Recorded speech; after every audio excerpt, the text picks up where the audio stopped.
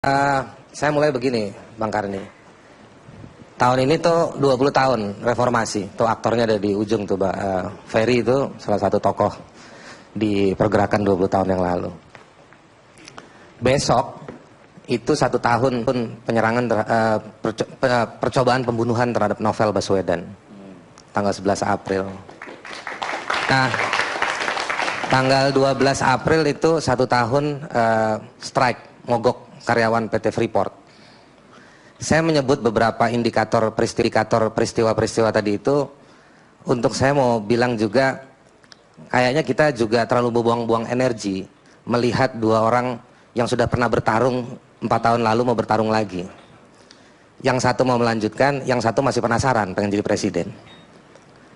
Nah, poinnya apa buat isu hari ini gitu buat masyarakat? Tadi berdebat soal founding fathers, lupa bicara founding mothers. Lalu berdebat soal konteks 70 tahun yang lalu. Tapi gagal memaknai peristiwa hari ini. Kalau misalnya Pak Arya bicara soal konteks 70 tahun yang lalu, kemerdekaan kita, bagaimana mengisi kemerdekaan, kita itu merdeka bukan hobi waktu itu.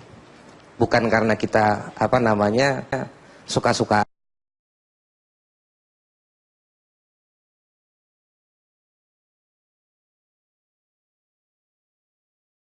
Sekedar sebagai sebuah patokan-patokan saja. Hari ini gagal dimaknai. Bicara kemerdekaan, bicara soal independensi, hari ini kita memang independensi. Saya mungkin tidak mau masuk ke apa yang disebut sama Pak Prabowo ya.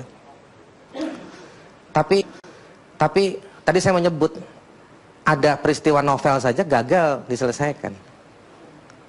Ada intervensi asing, nggak ada. Sibuk pakai buku yang tebal tuh Pak Fadlizon. Bahwa saya mau bilang bahwa buku itu penting, betul. Tapi yang depan mata, Anda semua nggak ada yang bicarakan. Ya, Komisi 9 ketemu manggil Freeport, manajemen Freeport. Diundang tapi saya ngotot datang. Dan dalam forum itu 1,5 jam pertama tidak ada yang bicara soal masalah 8.000 orang yang di PHK. Padahal mereka sedang mogok. Pak Fadlizon, ya, kalau tadi itu misalnya versi pemerintah sudah kirim surat karyawan berulang-ulang ke Menteri Kiri yang sibuk main band tapi nggak ada respon, ya. Kita kirim surat ke Pak Jonan SDM karena di Undang-Undang Minerba juga dibilang ada satu pasal bahwa bisnis tambang itu juga harus memperhatikan soal karyawannya, tenaga kerjanya. Tidak di. Tapi yang oposisi, Pak Fadlizon, waktu dia duduk di VIP, saya duduk di belakang di pesawat. Pak Fadlizon berangkat ketemu sama Freeport di atas, turun ke bawah nginep 1 malam, ketemu dengan karyawan juga tidak. Poinnya apa? Yang berposisi maupun yang oposisi nggak ada yang bicarain soal rakyat, soal penderitaannya masyarakat. Ya. Sibuk aja soal siapa yang gebrak meja paling pantas, siapa yang gebrak meja bisa menumbangkan, bukan menumbangkan yang zolim, menumbangkan mikrofon. Tadi dibahas berkali-kali. Buat saya kayak begini, jadi itu sekiranya juga membuka ruang ini. Tapi buat saya kita buang-buang energi membahas soal gimmick-gimmick.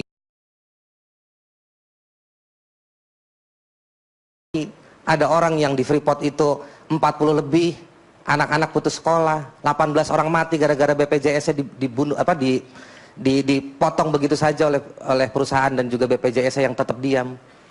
Gitu. Ada ratusan bahkan ribuan pensiunan BUMN yang pensiunnya tidak dibayar.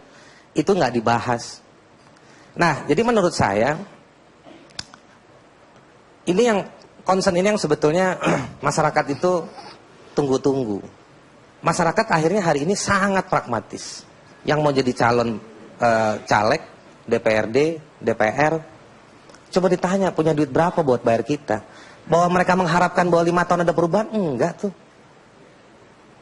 Di pemilihan yang kemarin 2014 ada ibu-ibu yang dia bilang di media, saya coblos semuanya karena semuanya ngasih duit sama saya.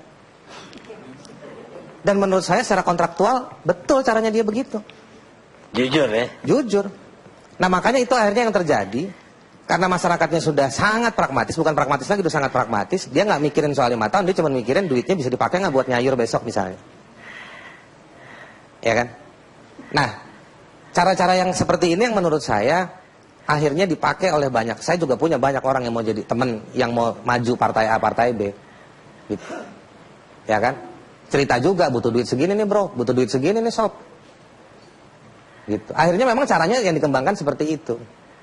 Makanya akhirnya pertarungan politik soal posisi dan oposisi menurut saya nggak menarik. Karena posisinya sama-sama tidak mengakomodir aspirasinya masyarakat. Bahwa bapak-bapak ini, Bang Akbar saya tahu betul dia orang yang sangat gigih kalau ke lapangan. Tapi temuan-temuan Bang Akbar itu habis di RDPU. Koreksi saya Bang kalau saya salah. Siapa yang mengawal perubahan tindakan, perubahan kebijakan di level kementerian, level institusi, komisi-komisi negara? Semua ngeklik, mau masuk komisi negara A, dari ini, fotonya ini dipajang, nanti rame, ngelobi ke DPR supaya ini bisa masuk dan lain-lain. Jadi akhirnya sibuk, komunitas politik ini dengan bagaimana cara mengongkosin dirinya dan mengongkosi praktek kerjanya mereka. Yang dalam ongkos praktek kerja mereka itu misalnya mengambil isu A supaya tetap populis, mengambil isu B supaya tetap dapat ambil posisi ini supaya nggak ngeganggu presiden atau kantor-kantor di sekitar presiden yang ada 3 itu, Seknek, Seskap maupun KSP. Jadi menurut saya sudah sangat memuakkan kebohongan-kebohongan yang ada di level negara. Pak Fadlizon, Ferry, ini teman-teman yang ada di oposisi. Tapi pada hal-hal tertentu, oposisi ya sama aja posisinya. Tidak ada yang merespon. Dikapitalisir isu-isu rakyat hanya untuk ngantemin negara. Negara belanja juga shopping. Mohon maaf, Pak Arya ya. Semua teori Anda baik. Tapi kalau ujungnya presiden cuma naik motor dari sana ke sini dan lain-lain, ada orang yang lagi menderita. Sebentar. Ada orang yang lagi menderita, sedih ngeliat presidennya kayak begitu. Pendukungnya Jokowi senang. Lihat tuh presiden gue. Ya kan? Cuman butuh 2 rodanya bisa digas. Kalau Prabowo butuh kaki 4 kuda. Misalnya kayak gitu. Tapi masalah kita, mereka nuntut bagaimana merespon. Saya suka kadang-kadang nasihatin mereka. Saya kadang-kadang sebenarnya jadi jokower juga. Udahlah nggak usah. Presiden nggak ngebeli. Nggak perhatiin isu kalian. Kalau kalian loncat dari lantai paling atas Monas, baru mungkin dilihat. Ada ibu-ibu yang demonstrasi tiap hari Kamis depan istana, itu nggak pernah dijambangi, ya kan? Tapi begitu yang namanya Rizik Syihab bawa ribuan orang, baru datang presiden. Apakah orang yang menderita harus bawa ribuan orang? Saya bicara seperti ini, saya tahu hak asasi manusia makin tidak populis di para politisi. Tapi kalau mau ngomongin, yang satu berdebat bahwa cinta Indonesia dengan cara mengkritik, yang satu lagi bilang bahwa kita butuh persatuan Indonesia, kita sebagai negara butuh konstitusi.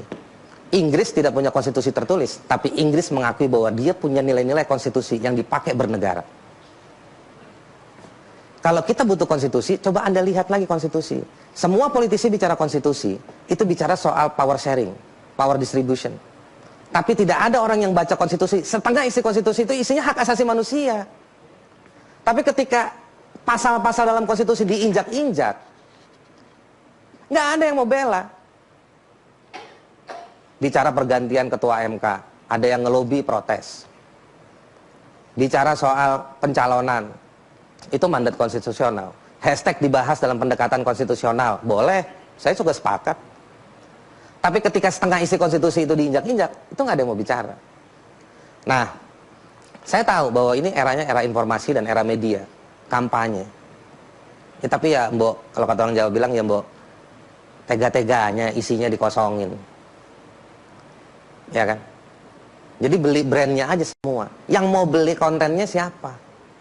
Kalau ada perdebatan bahwa 2030 Indonesia bubar, saya tuh khawatir ya. Bukan 2030, jangan-jangan hari ini kita udah bubar sebagai bangsa. Coba Anda ingat lagi, bangsa dan negara beda. Lihat konvensi Montevideo, soal bagaimana negara itu harus berdiri. Ada batas negara, ada wilayah, ada rakyatnya. Seperti itu aja, nggak susah. Karena komunitas internasional juga nggak bisa bikin ukuran yang rigid, karena itu sesuai kebutuhan masing-masing. Dijawabnya lewat konstitusi. Jadi kalau cuma sekedar bahwa kita punya lambang negara, kita berpemilu, kita harus punya presiden, insya Allah kita ini negara. Tapi tujuan negara udah nggak ada. Jadi nggak perlu nunggu 2030. bahwa analisa-analisa yang tadi misalnya di Joint Chief yang ke-17 Amerika itu sebutkan, itu udah banyak memang. Gitu. Itu sudah banyak disebutkan dengan cara-cara yang berbeda. Nah, ini persoalan-persoalan yang menurut saya harusnya bapak-bapak sekalian, ibu juga, saya mohon dengan segala hormat, saya dan teman-teman saya nggak capek ngurusin persoalan masyarakat. Ada orang dipidanain gara-gara beli tanah, terus rumahnya belum beli rumahnya belum dibayar. Masalah-masalah begitu banyak, ribuan. Kantor polisi itu banyak berkas-berkas orang yang punya duit ngelaporin orang yang nggak kuat. Anda melihat itu nggak sih? Kalau Anda memelihara hanya masalah masalah soal siapa yang lebih tegas, siapa yang lebih santun, siapa yang lebih tenang, mikirin survei, bisnis survei juga makin besar, tiap hari baca survei. Yang survei soal penderitaan masyarakat siapa, Bang Karni? Ya kan? Nah, saya cuma mau bilang begini, di masyarakat hari ini solidaritas penderitaan itu lagi meluas. Lagi meluas. Numpuk dari masa lalu. Kita tahu kalau bicara sama Gerindra, sama pendukung Prabowo, nggak mau bicarain soal hak asasi manusia. Terus kita berharap sama Jokowi, Jokowi juga nggak nyelesain masalah hak asasi manusia. Ya kan? Kalau bapak saya selalu bilang, sami mawon podo wae, katanya. Sama aja. Intinya apa? Nggak ada tuh meluruskan apa yang penting buat bangsa ini. Gitu. Nah, jadi menurut saya, bagaimana ya saya mau bilang ya? Saya agak repot juga. Jadi akhirnya cuma jadi bercandaan aja.